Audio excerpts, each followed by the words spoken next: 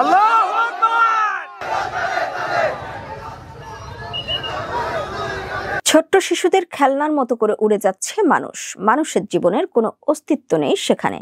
নির্বিচারে চালানো হচ্ছে গণহত্যা। সেখানে মানবতা ও মানবাধিকার বলে কিছুই অবশিষ্ট নেই। সবকিছুরই যেন শেষ আছে, কিন্তু ইসরায়েলের এই বর্বরময় আগ্রাসনের শেষ কোথায়? আমাদের কারোরই জানা নেই সেই উত্তর।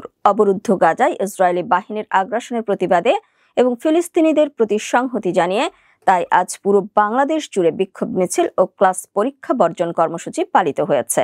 রাজধানী ঢাকা সহ বাইরের জেলাগুলোতেও নেওয়া হয়েছে নানা ধরনের প্রতিবাদ কর্মসূচি। গাজায় ইসরায়েলের চলমান গণহত্যা ও দখলদারিত্বের প্রতিবাদ এবং দ্য ওয়ার্ল্ড স্টপস ফর গাজার প্রতি সমর্থনে উত্তাল হয়ে উঠেছে ঢাকা বিশ্ববিদ্যালয় ক্যাম্পাস। বিভিন্ন সংগঠনের ব্যানারে বিক্ষোভ থেকে ফিলিস্তিনের মুক্তি ও ইসরায়েলের ধ্বংস কামনা করা হয়। একই সঙ্গে ফিলিস্তিনের পাশে সব মুসলিম রাষ্ট্রকে দাঁড়ানোর আহ্বান জানানো হয়।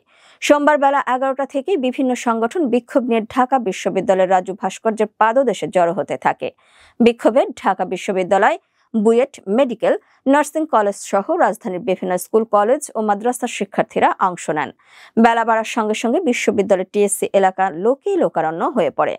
The world stops for Gaza কর্মসূচির অংশ হিসেবে বিক্ষোভ মিছিল করেছেন বিভিন্ন প্রতিষ্ঠানের কর্মকর্তা ও কর্মচারীরা। সোমবার দুপুর 12টায় রাজধানীর সায়েন্স ল্যাব মোড়ে এই বিক্ষোভ মিছিল শেষে সমাবেশ করেন তারা।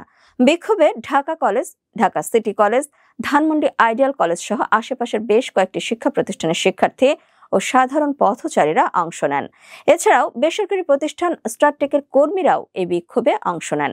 সোমবার বেলা 11:30টার দিকে গুলশানে মার্কিন দূতাবাস এলাকায় মিছিল বের করে একদল তরুণ। মার্কিন দূতাবাসের সামনে মহাসড়কে অবস্থান নেন তারা।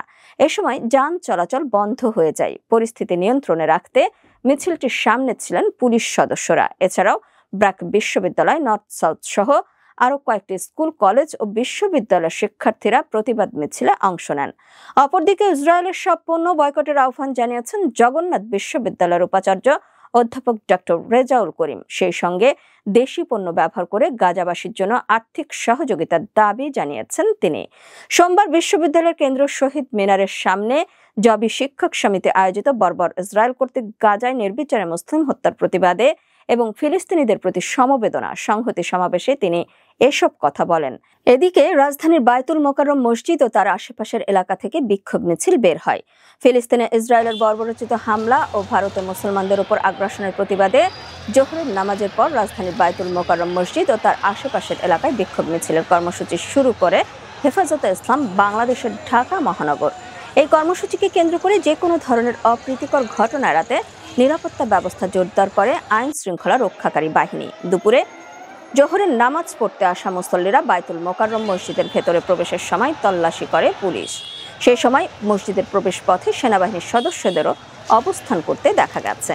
ফিলিস্তিনে ইসরায়েলি হামলার প্রতিবাদে ওয়ার্ল্ড স্টপস ফর গাজা কর্মসূচির সঙ্গে সংহতি জানিয়ে কক্সবাজারে বিক্ষোভ মিছিল করেছেন সাধারণ জনতা। এ সময় ইসরায়েলি কোমল পানীয় রাখার অভিযোগে অন্তত 5টি রেস্টুরেন্টে ভাঙচুরের ঘটনা ঘটেছে। এছাড়াও সিলেটে এক রেস্টুরেন্টে ইসরায়েলি কোমল পানীয় রাখার অভিযোগে ভাঙচুর চালিয়েছে বিক্ষুব্ধ জনতা। এছাড়াও ঢাকার বাইরে গাজীপুর, রংপুর, সাতক্ষীরা, বরিশাল, বান্দরবান, খুলনা, দুমকি সহ প্রায় সব জেলাতেই প্রতিবাদ মিছিল অনুষ্ঠিত হয়।